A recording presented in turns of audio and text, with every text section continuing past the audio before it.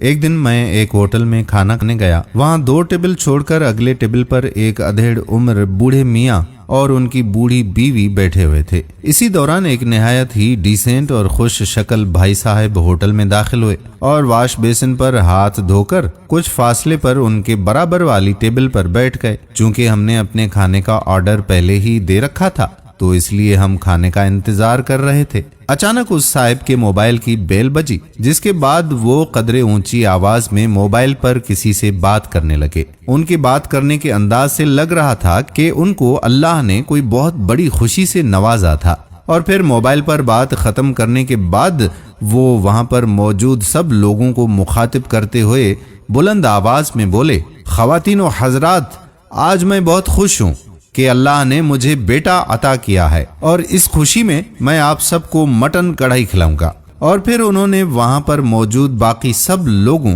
बशमूल उन बूढ़े मियाँ जी और उनकी बीवी के लिए मटन कढ़ाई ऑर्डर किया और सबका बिल अदा करके अपना खाना खा के खुशी खुशी से वहां से चले गए। चंद दिनों के बाद मैं अपने दोस्तों के हमरा एक जगह गया तो देखा कि वही साहब वहां पर एक 5 साला बच्चे के हमरा लाइन में खड़े थे।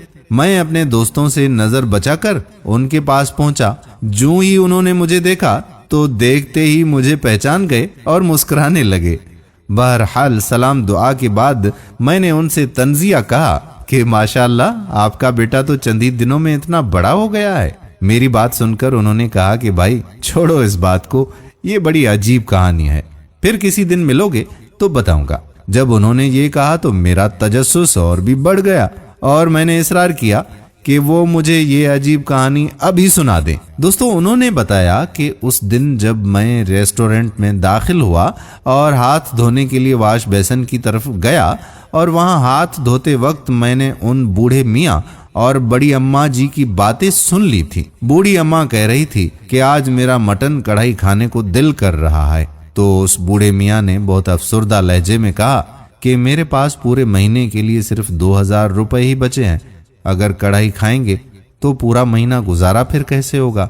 ऐसा करते हैं कि आज दाल रोटी खा लेते हैं, गुजारा कर लेते हैं, कढ़ाई फिर किसी दिन खा लेंगे। उन साहब ने कहा कि इसी वजह से मैंने अपने मोबाइल की खुद ही बेल बजाई और बेटे की पैदाइश का ड्रामा किया था ताकि मैं अपनी फर्जी खुशी के लिए उनकी खुशदिली से खामोशी से खिदमत कर सकूं। मैंने कहा, तो भाई साहब, आप सिर्फ उन्हीं बुजुर्गों के पैसे दे देते, आपने खामखा बाकी सब लोगों को खाना भी खिला दिया और उनका बिल भी खुद पे कर दिया।